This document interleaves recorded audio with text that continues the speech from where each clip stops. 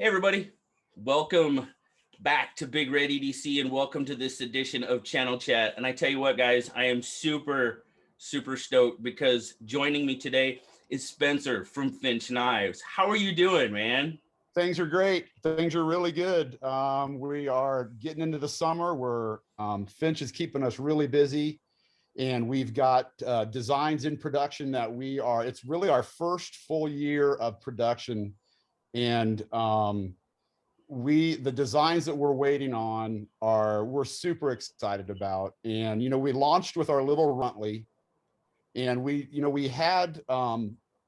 really have an expectation for it. We knew it was different. And there it is. You got a redhead. The redheads are hard to find. Yes, you've got one of the coveted redheads. And so it's been, we started with the Runtley, and we had designs kind of really ranging anywhere from rough illustrations, literally rough illustrations just sketched out with pencil, to a little more fine-tuned. We design everything in Adobe Illustrator. We design everything really flat, two-dimensional. And then we lean on our factories that we've chosen to work with to help them come to life with their 3D renderings, their engineering drawings, their prototyping. So it's just been, so this year there's a lot happening this year, and the designs we're waiting on can't get here fast enough. It's just like we're little kids at Christmas, and it's just like, let's go, let's go, let's go. And, oh, trust me, you're not the only one. Well, that's cool to hear. Like every 2 or 3 weeks, you're like, oh, look what we got in prototype. And I'm like, come on. Yeah, the designs, so really jumping back a little bit. So Steve is my business partner, Steve Laughlin. We are longtime friends. We've known each other since we were little kids. And actually, his older brother was one of my best friends growing up. Okay. And Steve, one of his best friends growing up, was my younger brother. So we've known each other. Sure. We have known each other for a long time. Sure. To give a little background on Steve, Steve spent years in the jewelry business, and he was actually designing some jewelry. He's also designing websites for his jewelry store, and through a random, and he can explain that history a little bit better, and I'd love to have him jump on, but I'm actually doing this out of my house today. So maybe we could do another one sometime at the office, and love it. You bet. And we'll get Steve in on that. But anyway, I'm kind of going off there. So Steve, I reached out to Steve about 2.5 years ago. And so Steve got into the watch mm-hmm. design business mm-hmm. and started a micro brand about 17 years ago. And he's just done fabulous with it. And I've loved his designs. I've loved his passion. He loves vintage design. He collects vintage gear. And it was really some of the same things I liked. I collect vintage gear. I collect vintage fishing lures, which is where the Runtley came from. Of course. And I was at a crossroads with my career. I was like, my family had been in the printing business for years, and it was wonderful for us. It just wasn't, there was something more for me. And I was struggling with what that was. Sure. And so just through my knife collection, my dad's knife collection, I have a 12-year-old son who has gotten into the knife collecting, and he is all in with Protex. He is absolutely obsessed with Protex. And I was like, dude, you're off to a good start. Yeah, boy's got good taste. He's got wonderful taste. And and all of my collection is really slip joints. Yeah. And we just knew about flippers. I had a flipper, but I didn't really think much of it, to be quite honest with you. Right. And so I was just looking at my son's collection. I was looking at my collection. I started talking to Steve a little bit. And Steve's like, there's something here we could probably do. And I was like, well, let me share with you my philosophy on design and what I see. And I'm kind of a self-taught designer. Okay. Steve is actually trained, went to school for design. Sure. And so we thought it was really cool. We take the trained professional eye, and we take kind of a self-taught guy who just knows what he kind of likes and doesn't like. And how do we marry all that? And it was all starting to kind of just seem like it was all kind of falling into place with, let's take these beautiful Protex and let's look at our slip joints. I collect case pocket knives. I've got Hen and Rooster, Fight and Rooster Bulldogs. That's really where my collection was going. And I was looking at my son's collection, And then we were looking at what Steve had. Steve's a big outdoor guy. He loves camping, hiking, backpacking, mountain climbing. Sure. He loves all that. I'm an outdoor guy, but I'm a little lazier. I like to be in a boat fishing, and I like to be on a four-wheeler going through the woods. So we got together and we just started sharing our ideas. It's like, you know, there's something here. And so Steve and I went to Blade Show 2019. Let's just go. Yeah. And he threw it out there on one of his watch forums that he belongs to. And Adam Purvis jumped on. He's like, if you guys are going to be in Atlanta, we're going to hook up. Cool. And so then Steve got onto a couple conversations, and Steve told him, say, hey, look, we're thinking about launching a little knife brand, just minimum small runs, little quantities, just to get a flavor if the community would accept us or not. And it's like, I'm going to meet you at Blade Show and I'm going to show you the ropes.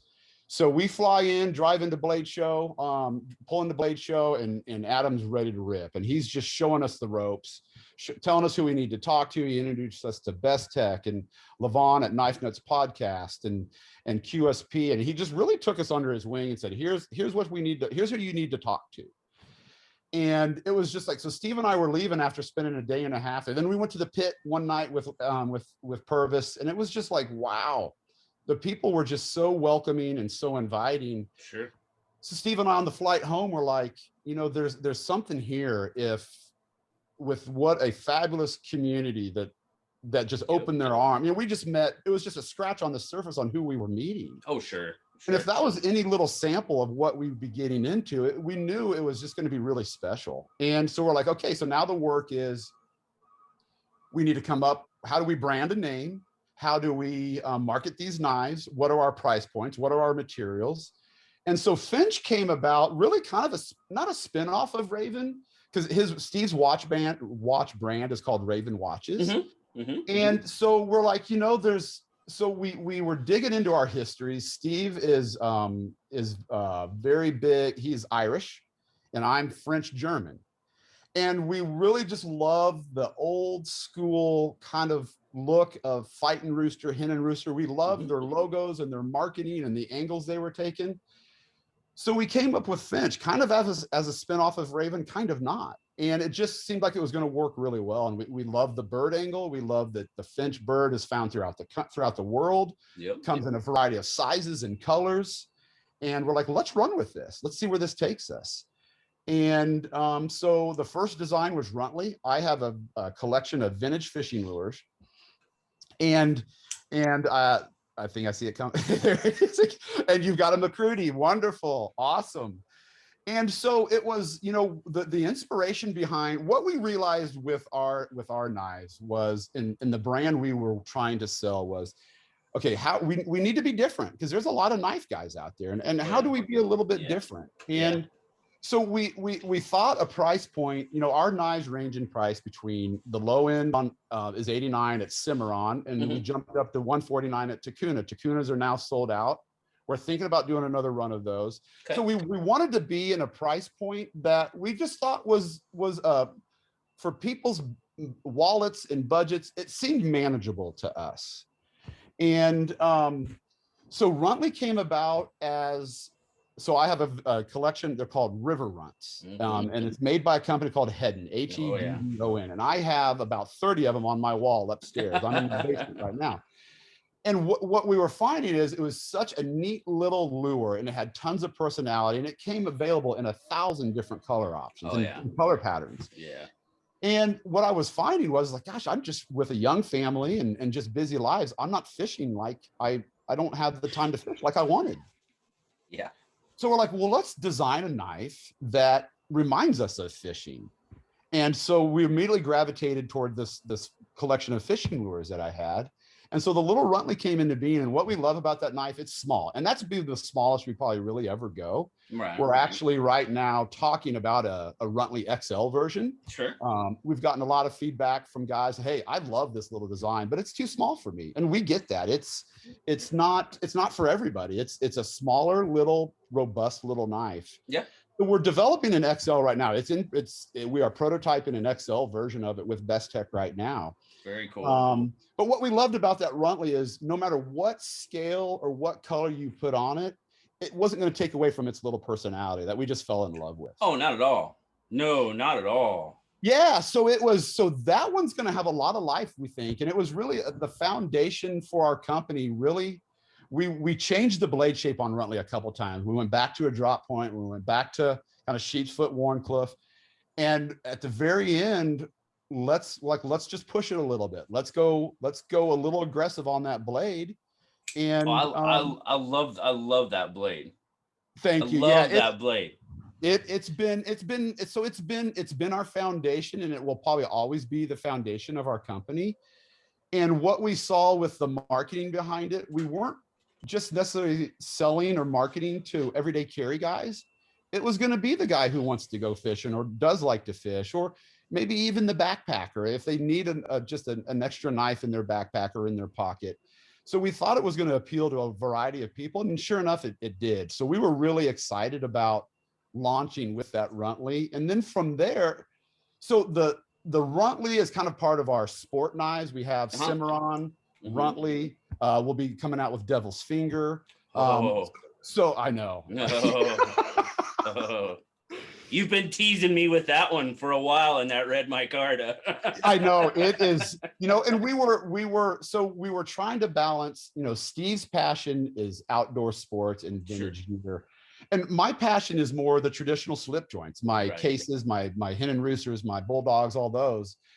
And so the design, we were trying to combine both into the sport knives and into kind of our modern, we're calling them modern traditionals, but they're really just our flippers. And so we were trying to go down two different paths at the same time. And I think we're doing a pretty good job of not getting carried away. And what we wanted people to do is when they pick up a Finch, really even before seeing any sort of marketing or branding on it, we wanted them to think maybe, oh, is that a Finch I see right there? And probably most knife companies can say that and do that, and we totally get that, but we just want to make sure we fit that mold of that looks like a Finch. Let's take a look here.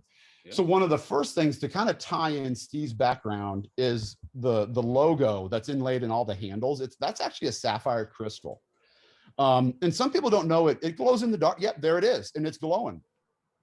That is actually a sapphire crystal, which basically means, in layman's terms, it's just ultra durable. It's ultra tough. It's not going to scratch. You can beat it. It's not going to chip.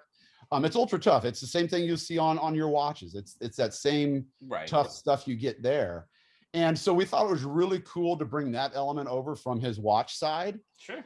And that's been met with, I shouldn't say resistance. We've had some people say, gosh, great knife, but what's up with the plastic logo in the handle? And we're like, well, wait a minute. First of all, it's not plastic. That's actually sapphire crystal. Right. And some were saying, what about some designs without that sapphire logo? And so we're looking into maybe having, we are working through the logo. It's not that it's an issue, but is it a mainstay? Is it a limited edition thing? But we thought to launch the brand, it was going to be super important because it was another, and there's the metal logo. Yeah. Right. And that ties back in, the logo and the handle ties back in my collection of knives that I have. I love that little shield or emblem. Oh yeah. That's just part of something that I like to have. And so the sapphire part brought in what Steve liked. And so we're just tossing around the idea of, okay, it's got us up and running. Should it be limited edition? Because they're very expensive to make. And with the crystal like that crystal gets very expensive. Really? And, okay. And it's not that we're looking to reduce cost or price. It's just, how do we maintain the identity of the brand, and can we do that by removing that crystal? We don't know that answer. We're just I'm working through it. Steve and I are working through it, kind of like I'm working through it with you right now. Right. Sure, of course, of course. And I think, of course, when you had me hooked with the Runtley from the beginning. Yeah. Because you combined two of my favorite things, fishing and knives. So I was done, but I heard that same thing, with the crystal is like, yay, nay, and I don't think people maybe understood Steve's background, because Yeah, you and I sure. had talked about this You from, betcha, we sure did.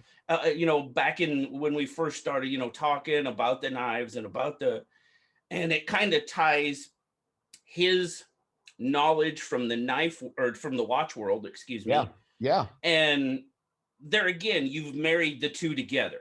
yes. And I think that that explanation and that, because I'm pretty sure I said that in at least a couple of my videos or a live stream, is kind Yep, of you sure saying, have. hey, Yeah. this is why it is the way it is, and kind of why they went that way, you know. And I think once, you know, people understand that, I think they're like, oh, okay, you know. Now Yeah, I think there are some people that probably are still like, you know, not sure. but Yeah. yeah, I I like it. I like the idea behind it. I like, you know, Well, it's it, just, it it definitely, so I didn't mean to interrupt you no, there. no, go ahead. Go It ahead. definitely, it helps tell our story. And Exactly. what Steve Exactly. and I want to do with every knife and the brand is it's it's our blood, sweat, and tears. And if Sure. you don't know us, then Sure. we want you to know us. And it's part of that history. And we are big into, Steve and I, we reminisce about our childhoods all the time. Sure. And we grew up in a sub where we grew up in Stillwell, Kansas, which is a suburb of Kansas City.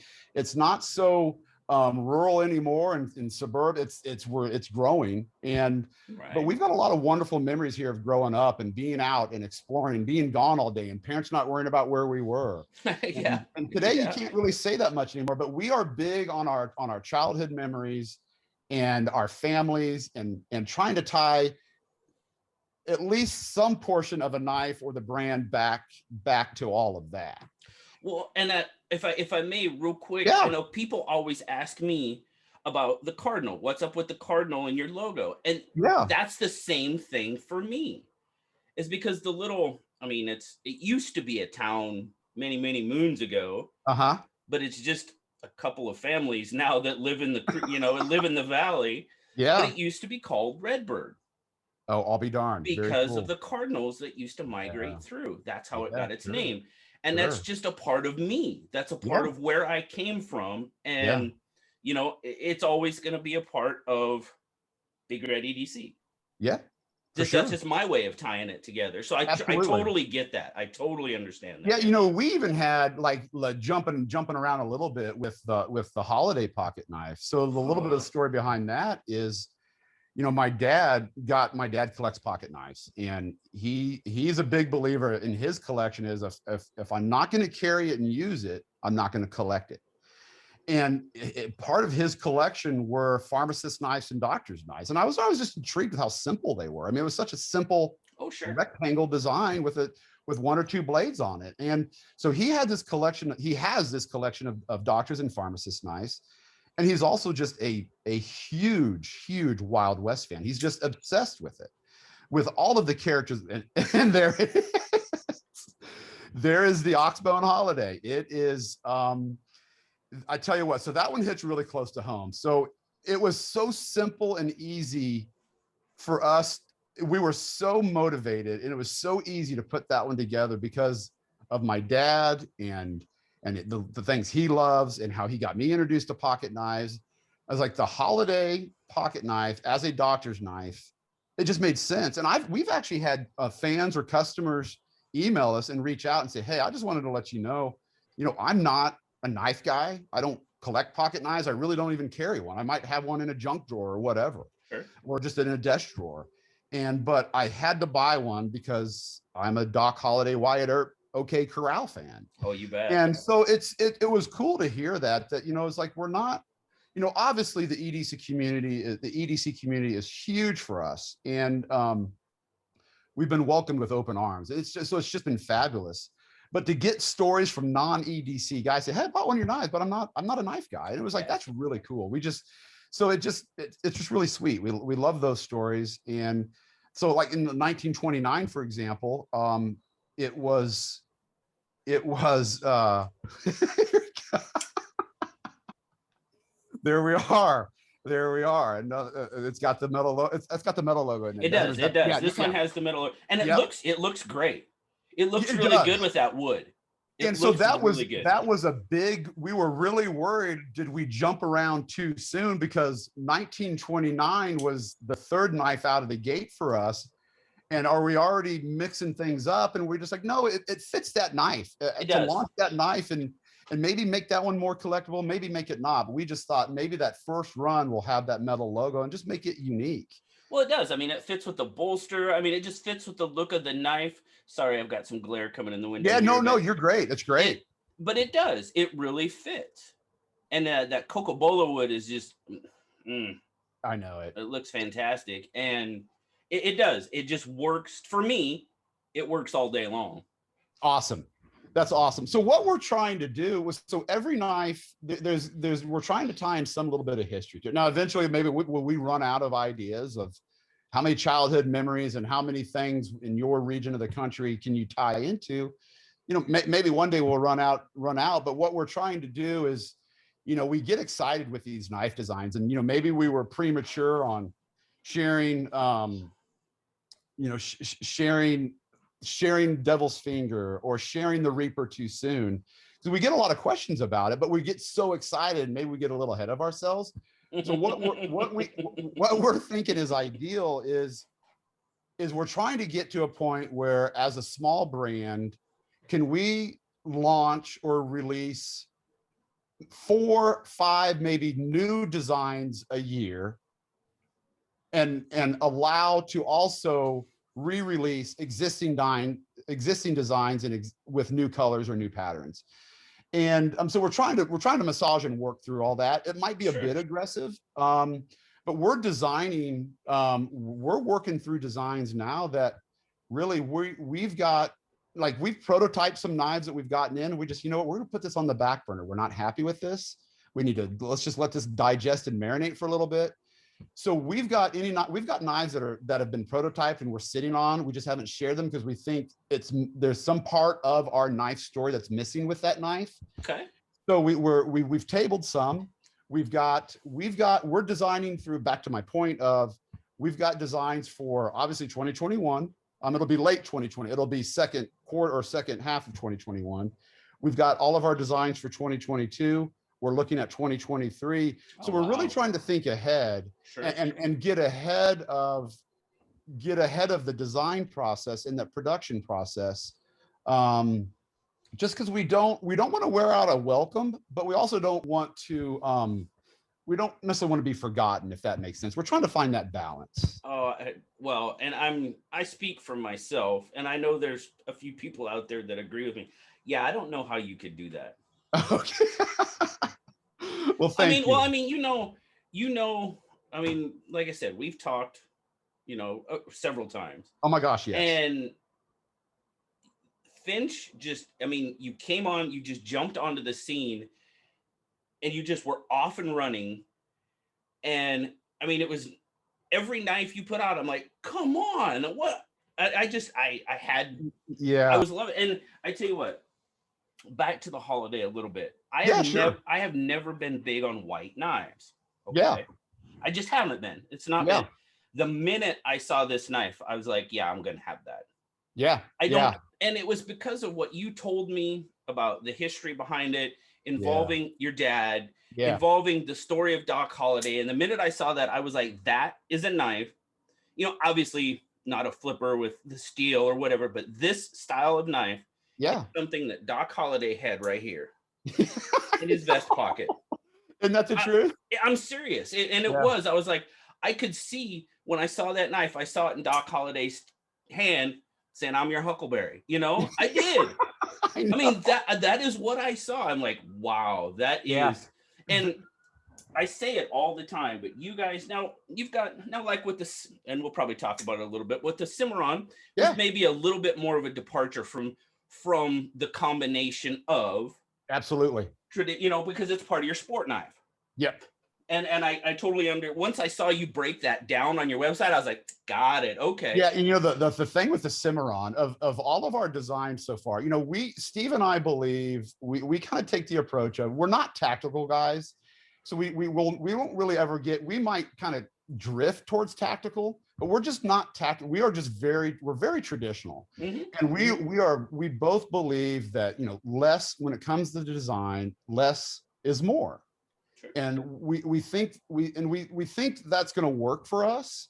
And with the Cimarron, I mean, of all of the designs we've dropped and launched so far, it's probably really the simplest of them all. I mean, it's really pretty straightforward. Yeah. Oh, it And definitely is. what we really loved about that one is how the knife disappears into the handle when it's closed. And we love the 2 color options. You know, Steve has vintage, he collects the sporting gear, and he loves the colors and stuff. So we had so much fun. We're like, how many colors should we do? What are the color combinations? And should we just release them all at once? Should we do one at a time? And we're like, let's give people the option. Let's give them the variety now. Sure. And so, you know, some retailers will say, whoa, back off, slow down. But we're like, we like that our knives are accessible.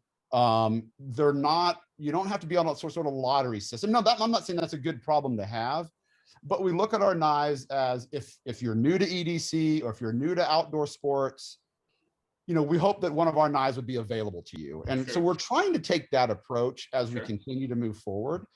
And but back to the design of the Cimarron, that one just came out. We were cruising I-70 through central and western Kansas on a family vacation. The kids were asleep. My wife wasn't helping me navigate. Then all of a sudden, out of nowhere, and you kind of start wondering where you're at. Yeah. And out of nowhere pops up one of these wind farms. And I was like, I look over and I was like, wait a minute, am I dreaming? Am I in the Twilight Zone? What's going on here? And it was just like, they were so simple, but so like, just not to sound really hokey, but just really majestic. And I was like, man, there's got to be something here with this. And so I talked it over with Steve, and we started flushing out, you know, some initial sketches, and it just started coming to life. So we didn't really share the family vacation part of the Cimarron design, just that it was inspired by Kansas wind farms. Sure. And but yeah, that's Steve's favorite knife. Steve loves that one. That's his favorite. And that's one he carries with him every day. I carry a 1929 right now. I've got a 1929 in my pocket, and I lean towards that one for some reason. It's a fun little knife. It's a fun little knife. I like the size. It reminds me of growing up on family vacations with my parents. Yeah. And so that's one I carry right now. It's cool. As silly as it sounds, we get a little hokey with our sentimental our memories, but we love it, and it's important to us. See, that's one of the biggest things I love about the brand is it's not just about the knife, it's what makes the knife what it is. Yeah. That's the part that I just, you know, I love. You know, and Steve and I, well, that's awesome to hear, because we, you know, as we were launching, we were wavering on kind of the marketing strategy we wanted to take, and it just all the roads pointed back to, we need to tell some stories, and even though no one knows who we are, it's still fun to share stories. And so that's where all that came from. You know, our initial idea for our website was going to be a choose your own, you know, those choose your own adventure books you read as a kid. Sure. If you want to climb the mountain, go to page 30. If you want to get on a railroad car, go to page 50. So our initial design idea for our website was choose your own adventure, and it would lead you to a specific knife. And it got way too complicated. Like, no, that ain't gonna work. People are gonna bail out after the third page. So we shuffled that strategy, and we're still telling the stories. You're just getting the story all at once. Right on. First, something completely off the subject. I love the print right behind you. My absolute favorite Clint Eastwood movie. Oh, I know. Isn't that great? I love it. I'm down in my basement at my house. I wish I was at the office, but like I was telling you before, I got caught up in some stuff here at the house. So we just recently redid our basement for the kids. And so we all picked out a movie poster, and not to bore you with all the details, I picked Josie Wales, and my son picked Escape from Alcatraz with Clint Eastwood. Oh, there you go. And so, and actually we are working on a couple knives that have some movie inspiration behind them, but not solely focused on that. Right. So we are looking everywhere for our inspiration and what motivates us to put another knife designed together and hopefully in the hands of all of our customers and dealers. And oh, and speaking of the dealers, we wouldn't be where we are right now if it wasn't for the network of dealers that we've been, knock on wood, so fortunate to kind of hit the ground running with. Somebody asked me recently, where can I find Finch Knives? And I kind of, I guided them to the section of your website where it lists them all. And then I started looking and I was like, whoa. Yeah. I did not realize. And that's fantastic. It has been, I mean, it has been, as we were building the strategy behind our brand and we were working on all the different parts of that, we were thinking dealer, no dealer, just sell direct. How does this work? Can we do both? And it just made sense to have the dealer program up and running. And we got referrals to reach out to some of them, and they were just open arms. And like, so we've had my folks, EDC folks, say, hey, talk to this guy. Yeah. I will help you get your foot in the door, but it's up to you to open it the rest of the way. You need to have your pricing in place. Right. You need to have your marketing in place. You need to have drop dates in place. And so we got nervous. It's like, man, this is our opportunity here. And fortunately, as we're finding, as we continue to meet more people and as we learn the industry, we just haven't run into anybody it's just been, I mean, it's just, we're very fortunate that we're designing pocket knives in a community, the EDC community and the kind of the outdoor adventure seekers. They've all been very welcoming, and we're very appreciative of that. And it makes it, we don't feel like we have jobs. I mean, our office, Steve and I have our little design studio. It's 10 minutes from our houses. We don't have to get on any highways to go to work and deal with rush hour. It's us. We're not answering anybody else. And we're doing what we love. I mean, we love to collect pocket knives. We love to be outdoors. And we've been able to so far find a way to have all that marry together. Well, I mean, as the saying goes, right? If you do something you love, you never work a day in your life. That's right. And people are extremely fortunate if they can find that. Yeah. Because I mean, if you can truly do something that is your passion and something you love, then I think that's absolutely fantastic. My dream was to become a professional fisherman. Well, you're still fishing. I made it on the water. Actually, I made it under the water. Oh boy. Uh-oh. So I guess I got close, Yeah. But do you get out very often? How often do you get out? Oh, not even remotely as much as I want to. I know, it's so hard. And it's a little sad. When I retired from the Navy, I bought myself my retirement present. I bought me an 18-foot skeeter. Perfect. Yeah. I don't have it. I don't have it anymore. Oh, you oh, no.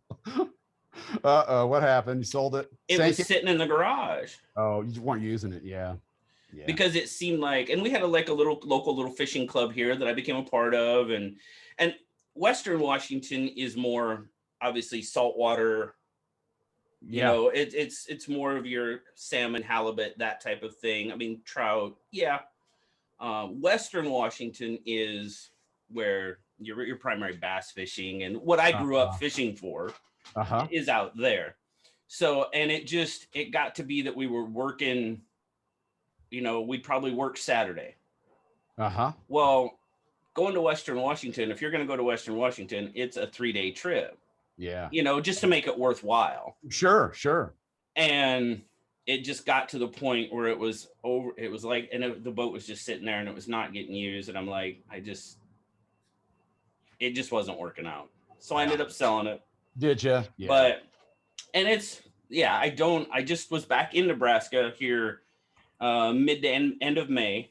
So yeah, I know you were close to maybe heading our way for a day. We would love to have had I know. I really wanted to. It didn't work out at that time. You. Yep. We'll make it work. Trust me, man. I would love nothing more to come down and just say hey and just kind of see the magic behind the design, or the magic behind the knife. We'll put it that way. Yep. Yeah. That would be fantastic. It is so at our design, at our office there, we've got, you know, Steve and I, when our knives come in, you know, we're using, I think everybody already knows this, we use Best Tech and QSP for all of our work. Mhm. When we met them at Blade Show 2019, you know, their values were really lining up with ours in terms of customer service and attention to detail, and the quality had to be there. It's like, we can't not launch this brand and just have chinky stuff. Right. Oh yeah. We, you know, we reached out to some US folks, and we just didn't get, it just wasn't, we weren't very well, well received. It just wasn't gonna, it just didn't fit. It wasn't gonna work within what they needed to do. Sure. So we started looking elsewhere. And so we went to Blade Show with the sole fact of, we need to find some manufacturers that can help us if this is even going to come true. And right, you know, because Steve and I talked, is like, how do we, could we one day make our own stuff? And I mean, absolutely. I mean, what a dream come true if you've got your own facilities and are doing those things. But we, you know, we didn't have any of that knowledge or expertise. sure. So, you know, when we went to Blade Show, when we met these guys, they were just so friendly, and here's what we can do, and here's what we can offer you. And we're like, well, here's the price points we're looking at. We want to be in a certain price point. So Right. it's gotta be worth our dealers' while, and it's got to be worth our while. And so those relationships have been really good. And it's been, you know, Steve and I, besides the price and the design, we really wanted to not set ourselves apart, because we know there's so many folks do this, but we just needed to be good on, we wanted quality control, and we wanted good customer service.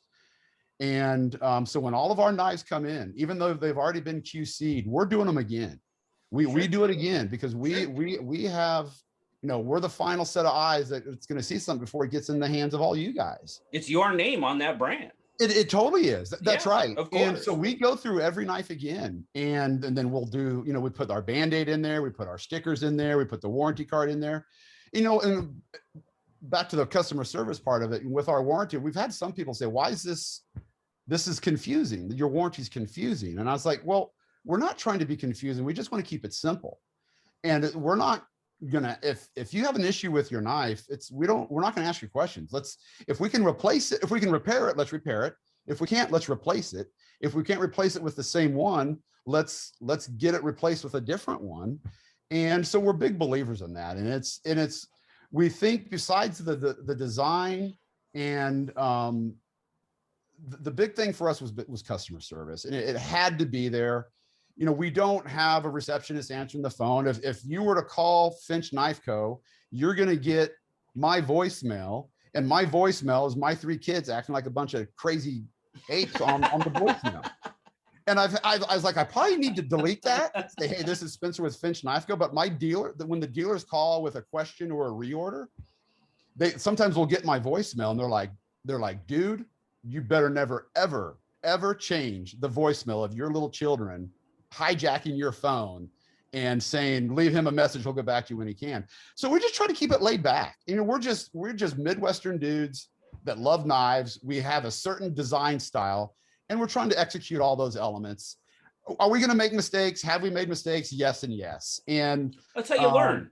That's how we learn. That's right. And we are learning. We're learning a ton every day. And our dealers are back to the dealers again. Not only have they been just tremendous with the reach and their loyal customers, what's really fabulous with the dealers too is, you know, if maybe they're sold out of a knife, what it seems like to us a lot of times, their customers and their fans will wait till they restock it instead of necessarily going to someone else to buy it, which is really cool. I mean, it's an amazing group of people. And it's just so much fun, because I keep harping on it, but it's just, everyone's just been so good to us. And we're like, wow, is this really, are we really doing this? Is this actually happening?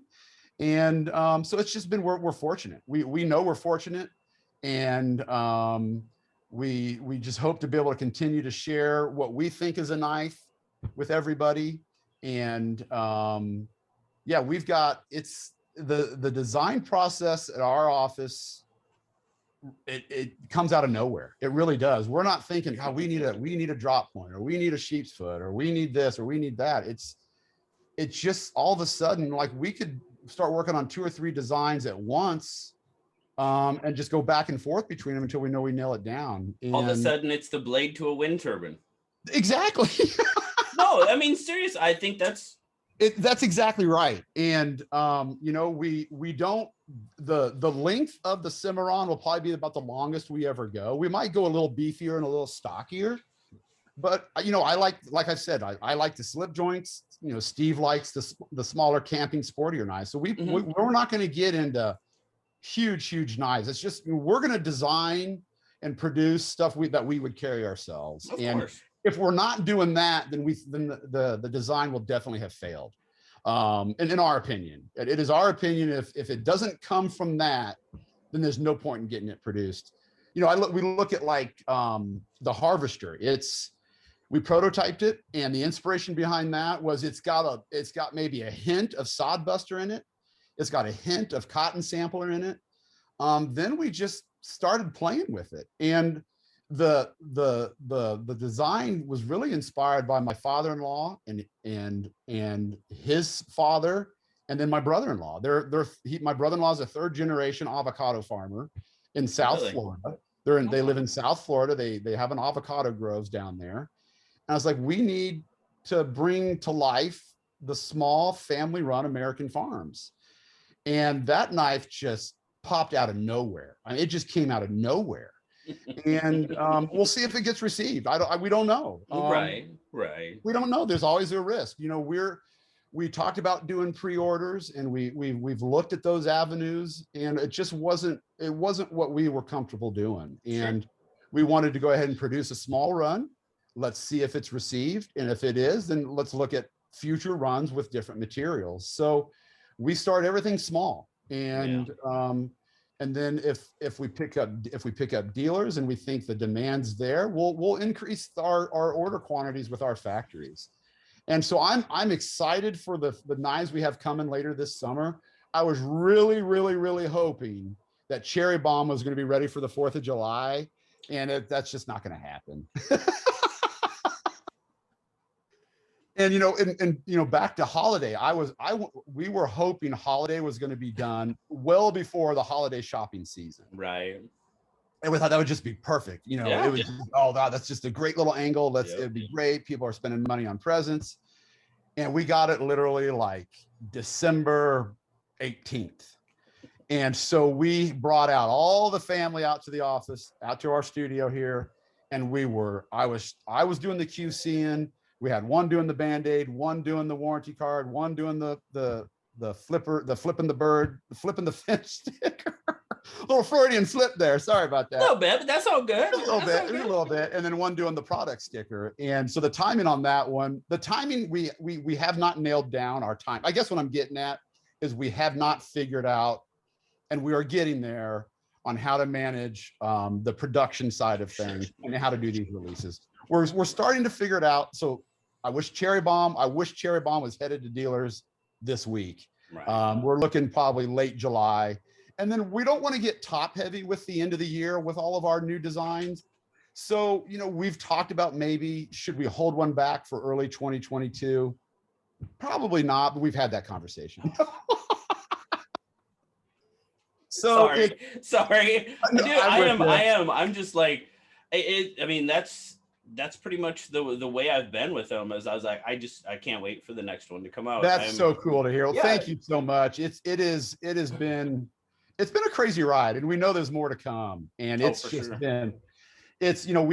we are working on our flipper line is off and running, and that will be our foundation. Steve and I both joke, we were never diagnosed with ADD, but do we have ADD? Maybe in our minds we do. We love that fidget factor of those flipper knives. And that is a part of us. So the flipper pocket knives is our foundation, and it will always be there. We might put a knife into hibernation for a little bit. That's kind of what we call it. Like the holiday. We've had 2 very successful runs. We might need to put it away for a year and then reintroduce it again. We don't know yet. We're still we're figuring all that kind of stuff out. And I had a point to all this, and I've completely forgotten what it was. I got off on a ramble, and now I forgot the whole. I had a point to all of that. Well, and I mean, and some people may not know yet to this point, but you started out with Best Tech. Yes. The Runtley and Takuna were through Best Tech, right? Yes. Yes. And then every model since to this point has been through QSP. So that is right. We met them both at Blade Show. We had actually submitted our Runtley design. We had actually submitted to Best Tech before we even went to Blade Show 2019. Mm-hmm. Then when we got there and when we met them, it was just like, oh my gosh, these guys we love them. Their quality is top notch. We're going to continue with them for some of these sport knives. Mm-hmm. Then we did meet QSP for the first time at Blade Show 2019. We're just like, oh my gosh, if we're really interested in these bolster lock flippers, it's kind of what we're calling them. Yeah. The Holiday, the 1929, sure. We got a Harvester, Lucky 13. Mm-hmm. They're doing all those. Once we saw their prototype and how they were going to help us price them, it was just a no-brainer. It's like we would be absolute fools to look elsewhere. And Steve, coming from his watch business and his watch industry, he's been able to help guide our manufacturing and make sure we're not getting off track. And so his relationships that he has throughout the world with his watch business really sped up our knife manufacturing. And so Best Tech's done Takuna and Runtley. We are prototyping with, Takuna and Runtley. We are prototyping the Runtley XL with them right now. Sure. We weren't going to prototype it, but then I was like, I just need to see how it feels in the pocket and in my hand. We're going to almost a little over a 3-inch blade on an XL. If we do this XL, it's a little over 3-inch blade. Okay. And what I love about the charm of the Runtley is just how it looks when it's closed. And I didn't want to take away from that on the bigger version. There it is. I just love that profile. I don't know why. Well, you kind of got the little, almost like the little shark fin going on there. I do. And you had me. You had me from the get-go.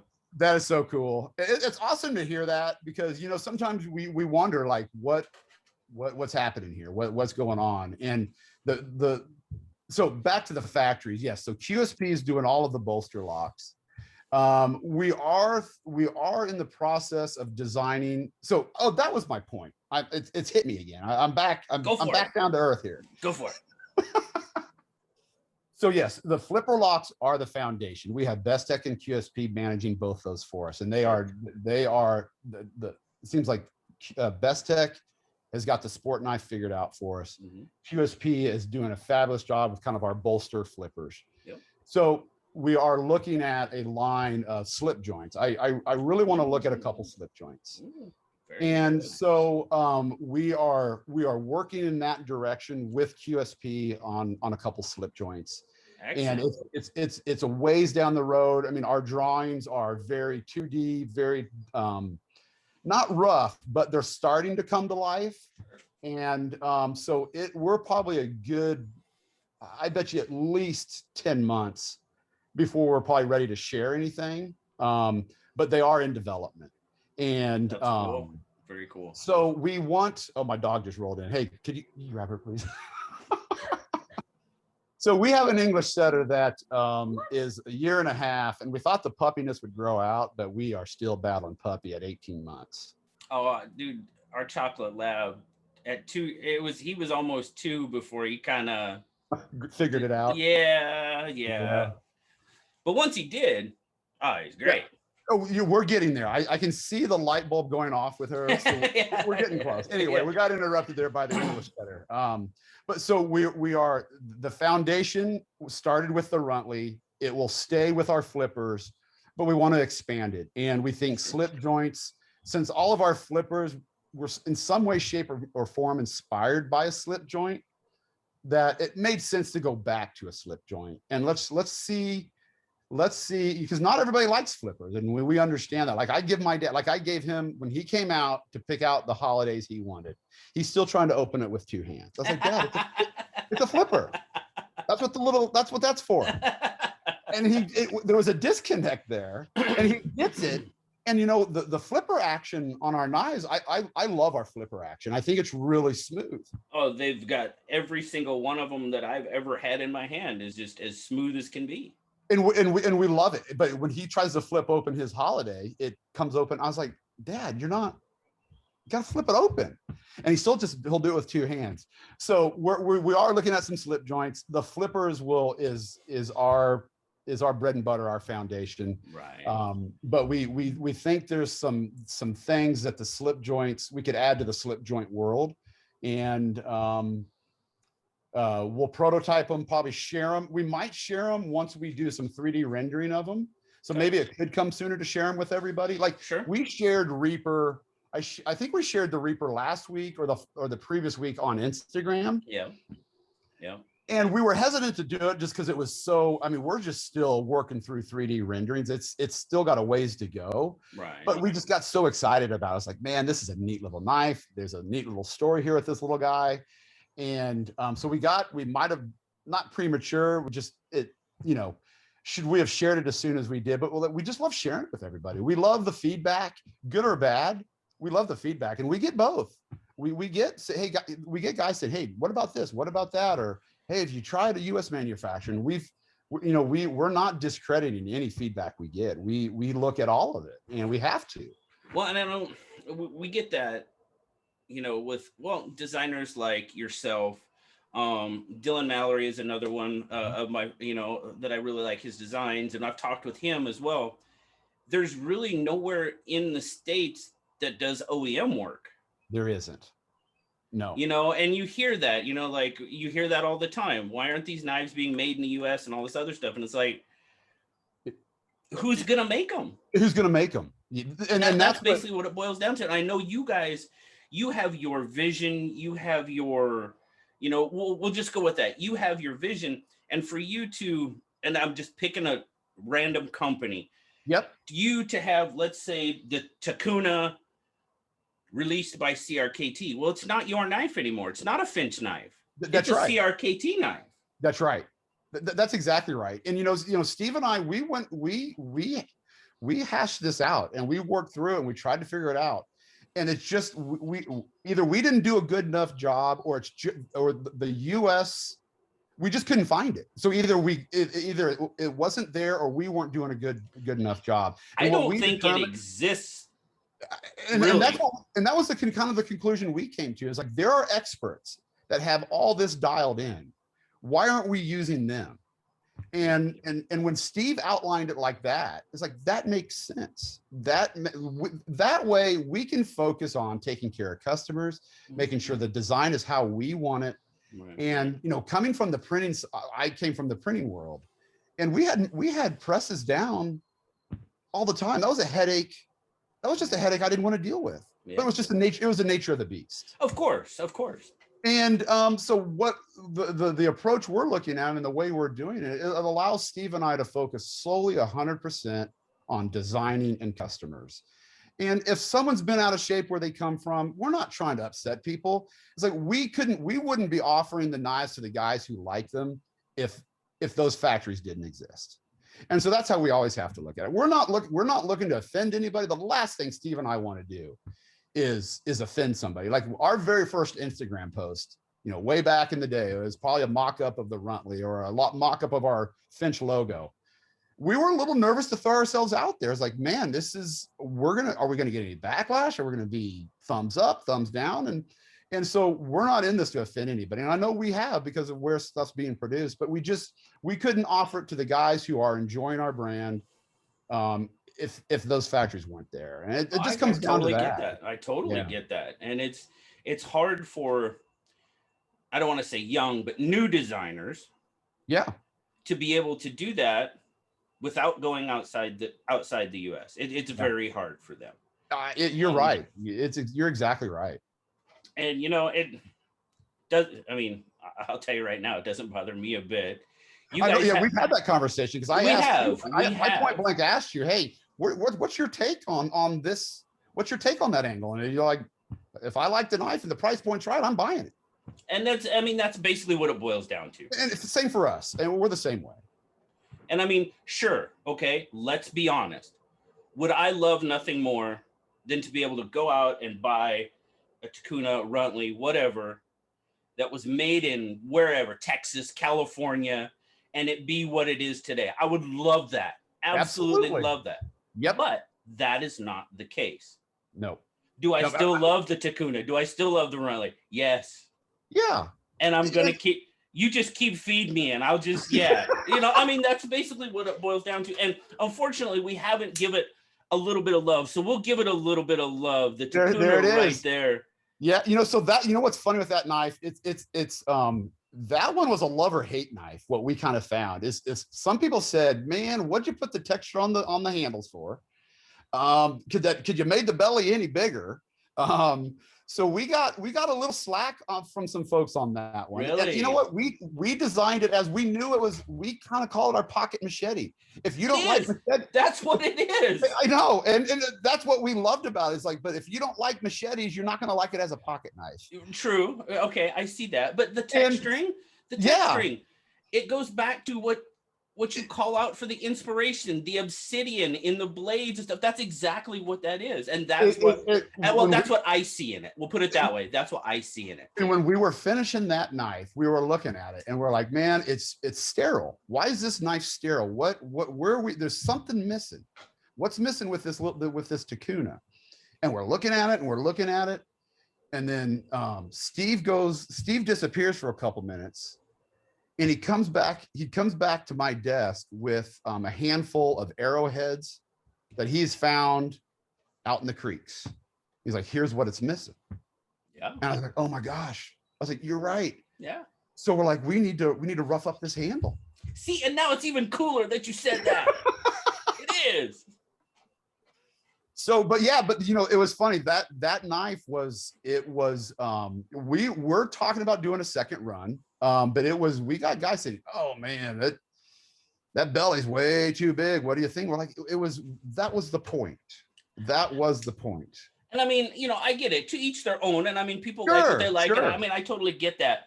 I personally, I don't see that as this was, this one worked great for me at work. Yeah. Yeah. That belly. Yeah. I mean, I talk about it. I mean, cutting rope is probably the thing I do the most. And this little bugger. Yeah. Works. We've had some hunting guys. We've had a few hunting folks reach out to us. You know, I used to hunt birds. I'm not a big game hunter or anything. I used to hunt dove and quail and that stuff. Me too. But we've had some of the bigger game hunters say, hey, we're using this as a good backup knife for skinning or doing whatever they need to do. And I was like, that's great. I don't know a lot about hunting and skinning deer. And that's just not in my vocabulary. Sure. But I was like, that's cool to hear. Thank you. That's great. We love hearing the input and the stories. And so yeah, Takuna was our second design. And so it went Runtley Takuna model 1929. And we thought about reversing 1929 with Takuna, but we just, let's just stay the course. This is what we had mapped out. Why switch it at the last second? And so model 1929, our third design, we're on our third run. We're getting ready to release to dealers probably here in the next couple of weeks. We've got 3 new blade or handle options on the 1929.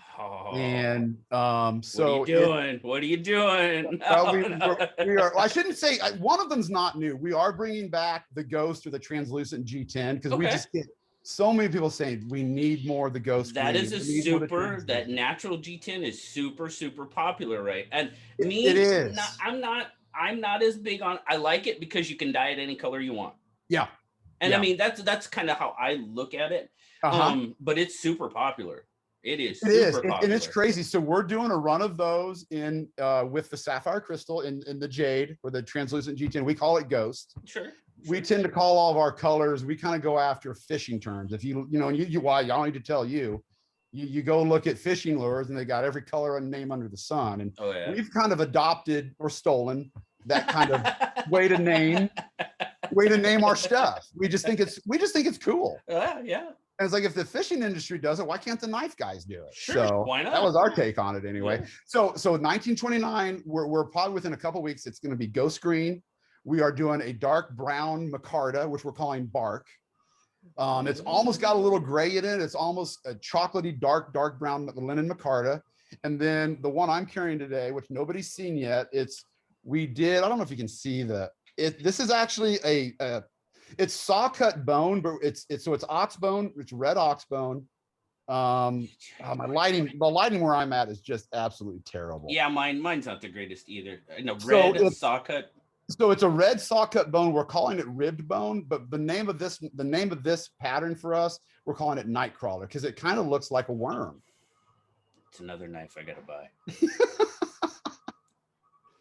So we I love it, man. It looks great. It does. This came in. Oh, I love this little knife. This is the crawdad.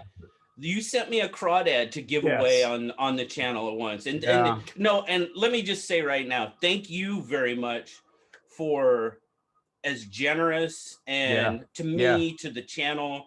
I mean, I super appreciate it. Well, man. there's thank you. I mean, first of all, you have been so welcoming to us, and we'll never forget that. And you are retired service, and we will never forget that. So when you were so gracious to us and say, hey, let's see what these guys are all about. Let's give these guys a chance. And you did. And we'll never forget it, man. We'll never forget it. I think, well, we had a discussion. I think it was the first one I saw was the Runtley that was in the pass round group. Uh-huh. And dude, I got all giddy in that review. I did. I just like completely fanboyed out and was like, I couldn't help it. Yeah. I was loving what I was seeing. Well, Steve and I were like, what are they going to think of us? They're like, who are these two dudes from Stillwell? First of all, where's Kansas? Second of all, where's Stillwell, Kansas? And who are these guys? And okay, point to ponder. I had family in Garden City, so I had a pretty good idea of where Stillwell so you know the drill. You know what Kansas is all about. Yeah. I'm from Nebraska, man. Come on. Yeah, hey, so a lot of people look at Kansas as flyover country. You're flyover country to get from the other coast. Oh yeah. And but Kansas has got a lot of great people. It's a good, hardworking state, and Steve and I are just trying to carry through with that. It's like we both love to work hard. We both want to earn our way. We want to earn our livings, and we try to tell that in our brand a little bit, in our stories, and we're appreciative. Our Midwest values, we try to instill all that in everything we do, from running our business. And we think if we can stay grounded with those things, we think we will be around for a while. We hope so. I have no doubt. Yeah, that's my personal opinion. Yeah, we don't want to take anything for granted, and we're fortunate. I've said it a couple of times now. We're fortunate, and we know that, and we are the designs we share it's a little part of us going out to everybody, and that sounds so lame. And I'm sure if my kids heard me, they'd be eye rolling me right now. But that's just what it is. Well, yeah, I mean, and from talking to you, and getting that from you, man, I totally see that, and I totally understand that, and I get what you say when it's not corny. To me, it's not corny because, like I said, I have a part of me with me all the time, and I mean, I'm all tattooed up, and I have an arm that pretty much it tells my story. You betcha. It tells my story, and I love it. That's how I tell my story. Yep. And you guys are telling your story through your knives and through I dig it, man. If I learned anything in school growing up, it was if I learned anything out of it, let me rephrase that. If I learned anything from the degree I got at college, it was it was the marketing side of things. Tell stories, engage people. Don't tell people how great you are. Invite them. If you can invite someone into a story, then you're on your way. They don't want to hear how great you are. Let them be the hero. Don't tell them that we're not going to tell people we're the hero, because we don't believe that. Right. But a lot of companies will do that. Sure. I've got the greatest guttering system in the world for your house, or I got the best lawnmower. We're not trying to say that. We're trying to say, hey, we want to invite you into a story. You're the hero. And how do we help tell your story? And so that's what we're trying to do. And if we can engage just a little bit, and I think that's why the movies are so successful. It's so engaging. You're hearing a story, and if we can be the narrator and help people stay adventurous and do those things, then I think we're doing the right thing. Well, you talk about, I mean, and I'll try to tie this in as best I can, but you talk about, the traditional and being inspired by traditional slip joints. You said you're pretty much a slip joint guy. Love them. Yep. And you talk about your dealers and stuff. I recently did a channel chat with Austin. Oh yeah, great. C.S. Reisner. Oh my gosh. And if you want to talk about a guy with a story, when they're through, I mean, this is the first time you and I have actually conversed like this. Yeah. And I talked to Austin and I kind of gotten to know him, and he kind of give me a little bit of the story of him and his grandfather. And I'm like, dude, people need to hear this. This is fantastic. And that was another one. I tell you what, Austin and I, we just hit it off right out of the gate. What you'll find with Steve and I is we love to be around people. We love to share stories, and we love to learn and meet new people. But what we're not good at is we don't want to sell. We're not going to call a dealer and say, hey, we're a knife brand in Stillwell, Kansas, and I've got some. We're not comfortable being salespeople. It's just not in our genetic makeup. Right. And so we weren't going to go really pursue our tongues got tied when it came to pursuing dealers. Right. I guess going back to the story about bringing up Austin. Austin saw our website, or saw our Instagram and our posting, and probably jumped on our website. And he did jump on our website. So he called me out of the blue, and we just got to talking, and he started hearing my story about, my first experience with a knife when I was 11, and he started telling me about his, and he's like, hey, look, I love this little Runtley. Can I be a dealer? What's your dealer program? I was like, look, I was like, what's a dealer program? What? Huh? And so we started, he's really been instrumental in where we are today, because he's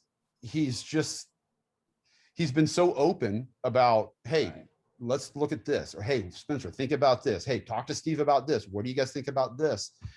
And he bought up some Runtleys from us, and he sold out of them, and he called and asked for more. Yeah. And he's wonderful on, if he thinks we're straying a little bit, he will say, hey, Spencer, let's look at this, or what do you think about this? And he's great about reining Steve and I back in. I mean, I haven't had a chance to shake his hand yet. Yeah. We haven't met face to face, and we haven't had a conference call like this. It has all been through texting and phone conversations. Yeah. But I feel like I could depend on him for anything. And that's all been developed through just a mutual love for where we came from, what we're both trying to sell, and what we're trying to do. And he has been fabulous on advice in where we're at today. I mean, it wouldn't be, Austin's it's just been like everybody, but for him to really he knows the industry really, really well. And he knows slip joints really, really, really well.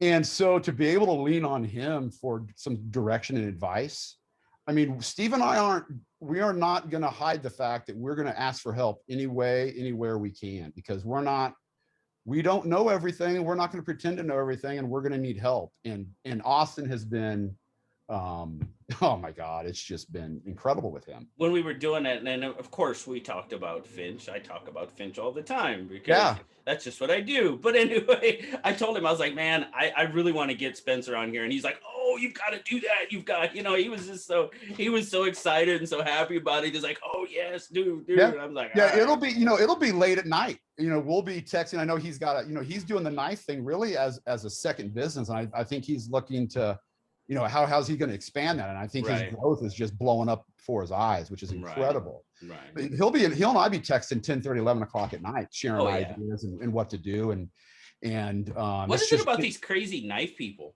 Oh my gosh, I right? get I get texts at midnight.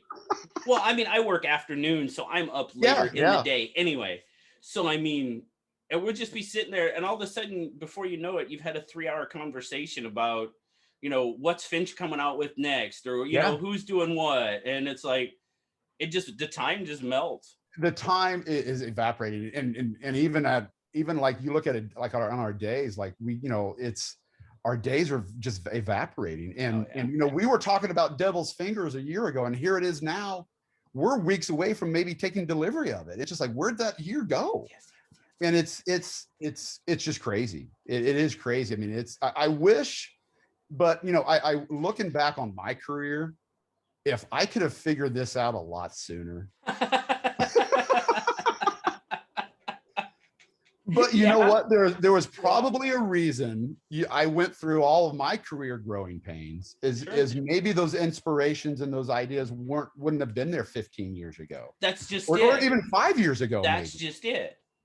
And so, I keep saying, gosh, why didn't we do this sooner? Why did they do this sooner? Then my wife's like, well, but you weren't ready yet. You weren't ready, and you weren't That there yet. that's and that's a great way to look at it. Is Finch might not have been what Finch is now, but it's those That's right. experiences, and it's that I mean, really, I mean, you've learned, whether you think you've learned anything in that 15 years that helped you make Finch what it is, you Yeah. probably did. Yeah. Yeah. Whether you consciously understand that or know that, no, you probably did. Yeah. And Finch happened when when it was supposed to. I mean, I that's think just so. kind of the way I look at it. I agree. I mean, if I would have approached, if Steve and I would have talked about this maybe even 3 years ago, he might have said, Spencer, I don't know if I can commit to that right now. Sure. And Sure. what I realized with whatever was next for me, if I was going to figure out a way, if I was self-employed in any way, what I was realizing, I wanted to do it with somebody else. I wanted to share it with somebody else. Mhm. I wanted to share the fun. I wanted to share the risk. I wanted to share everything with. I didn't want to go solo on it. I wasn't comfortable doing that. It's just not. Right. Again, Right. that's not part of my personality. I wanted to Oh, I be get it. involved with somebody, and Steve was open arms when we started sharing this idea with each other. He had some thoughts. I had some thoughts, and it's just like, oh my God, this is meant to be. But like 5 years ago, that might have been, Steve might have said, Spencer, I can't, I'm not ready, or it's not going to work, or whatever. Family life, or whatever the case may be. Yeah, who knows whatever factor could come into play during that Exactly. time. And so Exactly. it's been just a crazy 2 years, and we've got big plans for the company and the brand, and it is we just think there's potential within this industry. Some people said, why are you getting into a crowded market? And we didn't even think about that. Didn't even factor into us. We're like, we didn't, and maybe that's the bad business side, that we're not business people. Steve and I are creative people. Right. Maybe we should have looked at that. It was like, we didn't even entertain the idea of, you're getting into a crowded market. Why? And it didn't even dawn on us. Right. And and then when we were developing the dealer program, well, what's a dealer program? We didn't know. So we were leaning on friends who had that experience, and the dealers who are asking to be dealers, like, well, tell us, how does it work? We don't know.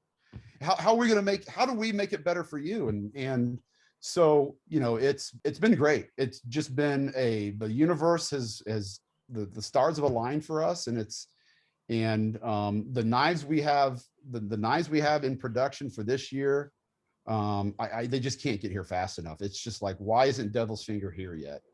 And that goes back to working with those factories, and they're going to do it at their schedule, and they are not going to send us junk.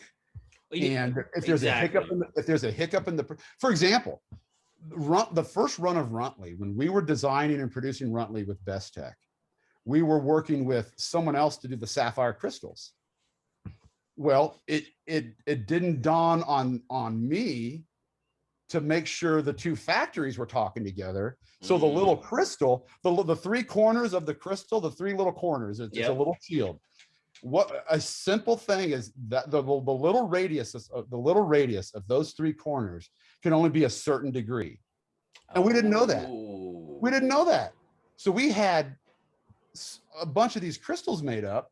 We get them over to Best Tech, and Best Tech's, wait a minute, guys, we can't mill out this. We can't make this space for that. It's too tight of an angle. We're like, oh, well, okay, well, and that was our fault. We just didn't ask the right questions. Right. Yeah. So the initial run of Runtley got delayed. I mean, we launched Runtley about the same time we launched the same month, right before Christmas. And we should have had them in September, but we had to go back and reproduce our first batch of crystals. The sapphire crystal was very important to us because we wanted a logo in the handle, and it had to fit like a piece of puzzle. Yeah. And if it looked like there were gaps or spaces, or it had to be perfect. And it took a while for us to iron that out. We got there. Right. Back to the point of the production, it's just out of our control. Part of that learning process, you know. It totally is. It totally is. That's what it comes down to. And it's been great. We now know how to operate with them and talk with them, and they know our expectation. They know that we know what they can deliver, and we're just kind of hitting the ground running with both those guys. And it has been great partnerships with both of them. Well, hitting the ground running is a definite good way to put it, because you guys have just, and I applaud your success. It's been a pleasure for me to watch Finch grow. Oh, that's cool. And it's just, and I hearken back to, I love the blend that you guys put out in a lot of the knives. That really speaks to me. Now, again, like with Cimarron and stuff, that's more, you know, on the sporting, like we talked about, but just the story. Go back to what you said about the stories you tell. Yeah. I visualize it and I can see it. And, you know, I've had somebody say, really, you know, I was like, I do. I see it. I get it. Yeah. And you know, it's some people will look at it as it's a little, you guys are a little hokey, you're a little cheesy, but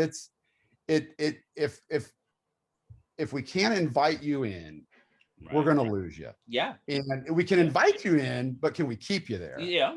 And we just think that story, the story was just that last little piece to give each knife its own little personality. Yeah. And it has been the stories, you know, we try to keep our stories, you know, we could write a novel, but we know you're only going to read a couple pages, and maybe a paragraph. Right.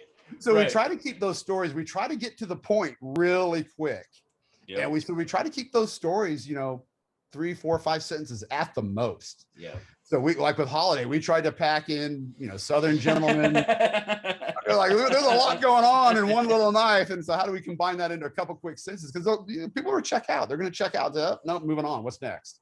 Yeah. And so there's definitely some strategy behind how we write those stories in terms of short and sweet, man. You gotta be short and sweet. And if you start getting long-winded, they're going to check out. They're going to sign off. And but yeah, the storytelling is just as important as the design. And sometimes the design will come first for us. Sometimes maybe the little bit of the story comes first. Yeah. Sometimes the name of the knife comes first.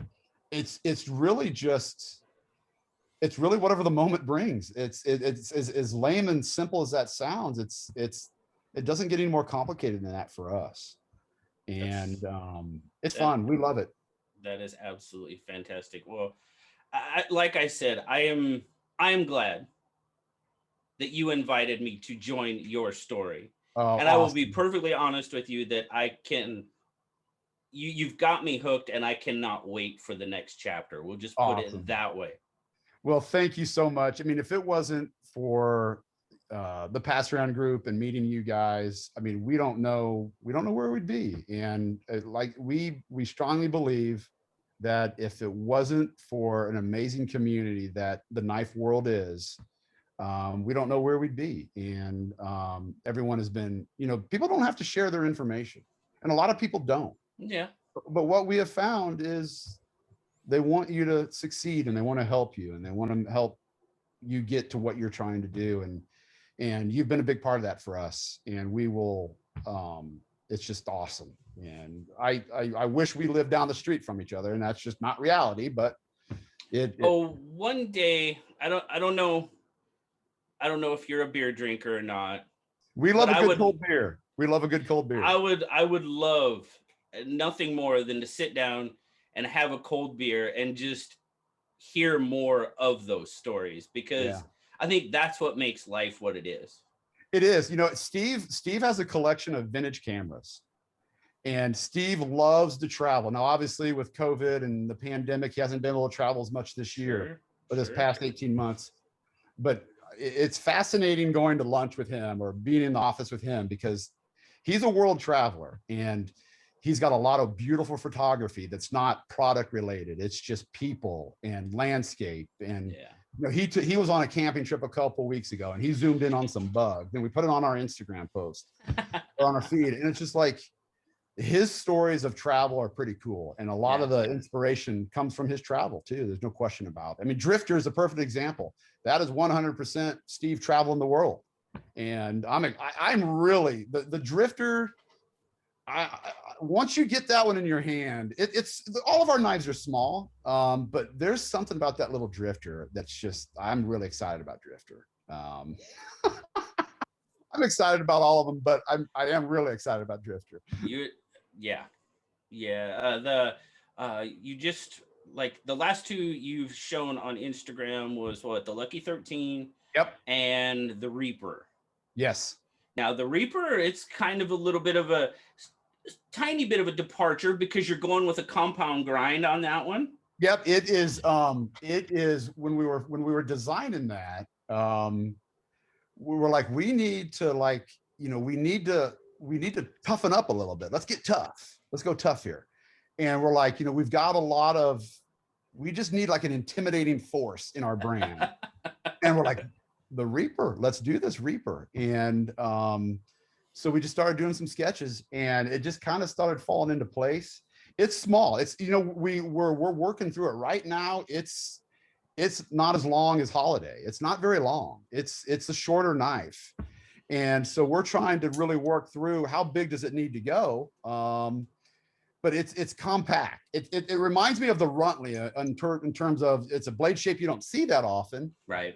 But it's got some personality to it. So we're excited about the Reaper, and you know, Devil's Finger and Reaper were kind of our turn towards the dark side.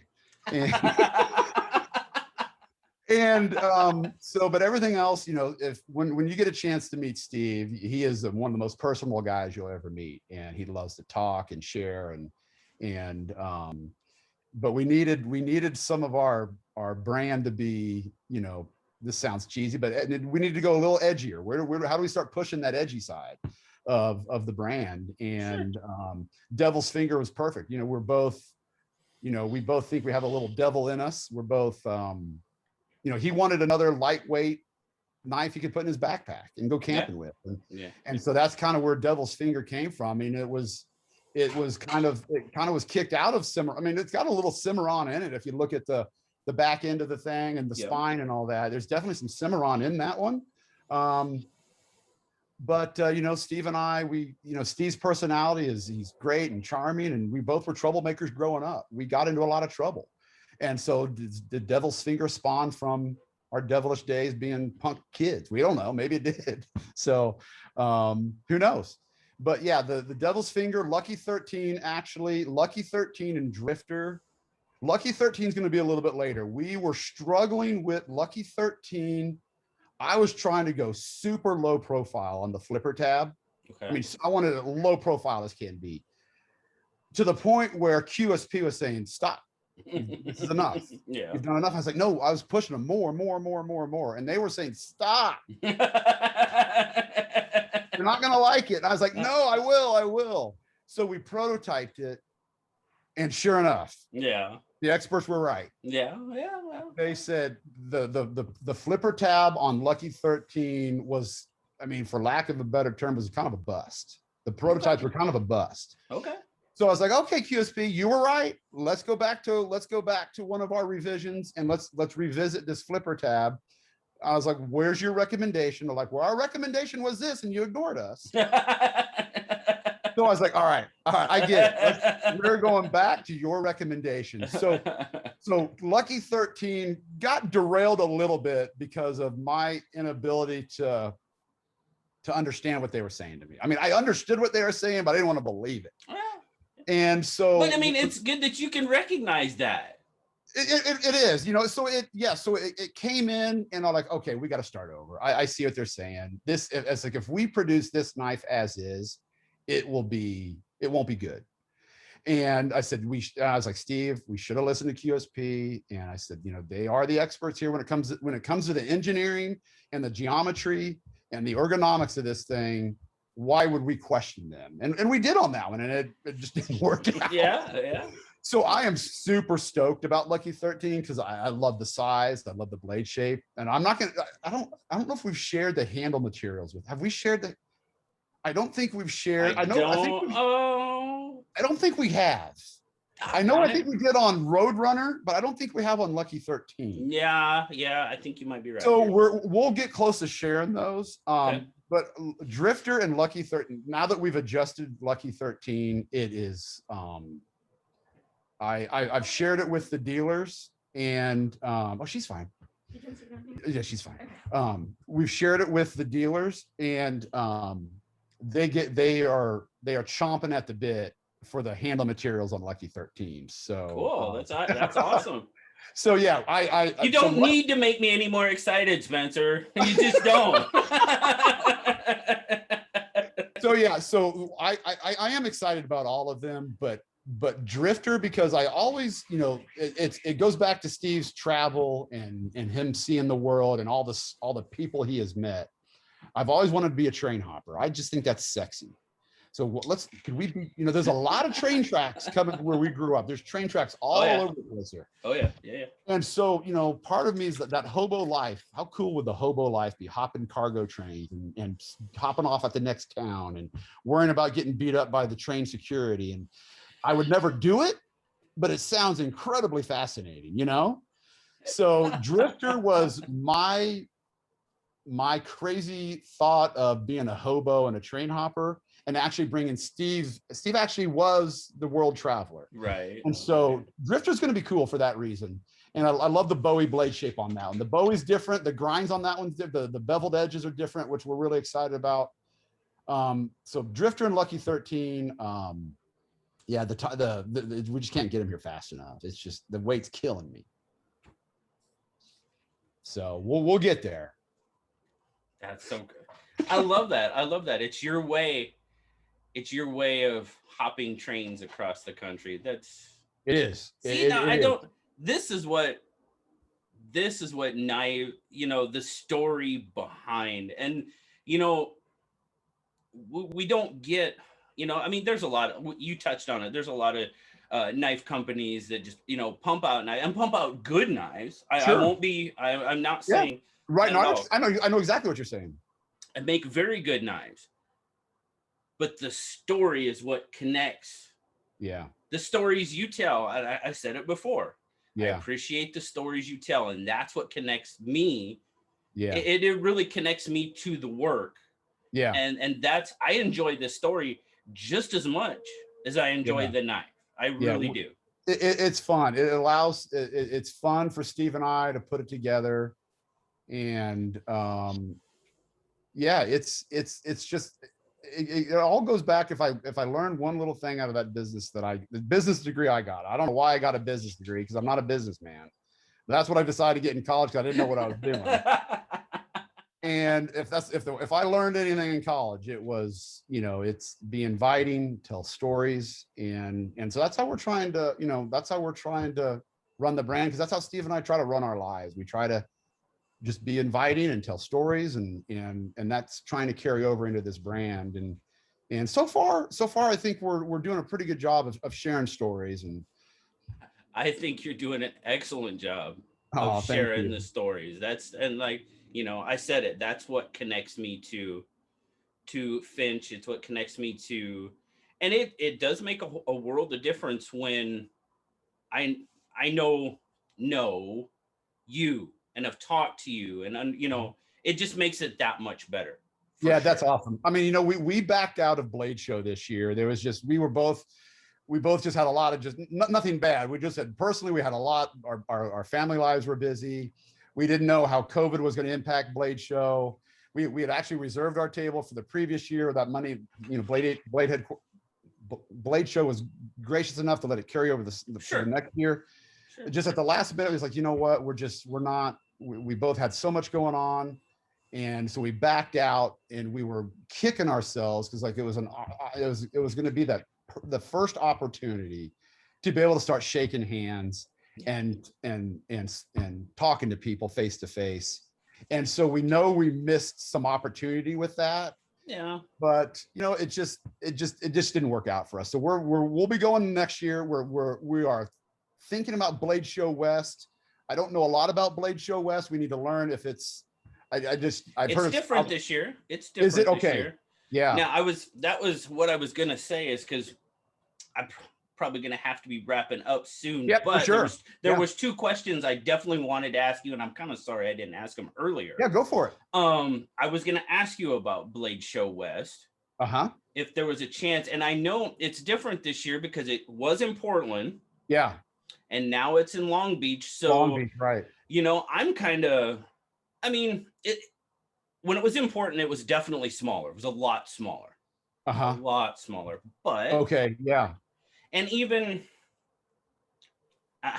trust me, I'm subtly trying to talk you into going Blade Show West. I'll just put it down. I'll just put it right out on the table. No, yeah. So we're talking through it. I mean, we're looking at our schedules. We're looking at, you know, where are we going to be at with our production cycle? Of course. Where do we think we'll be at with inventory? You know, one of our hesitations is we've been very fortunate that these dealers we've been getting dealers. What's been great is the dealers have been reaching out to us. That's awesome. Which has been awesome. And we love that. And we're so appreciative of that.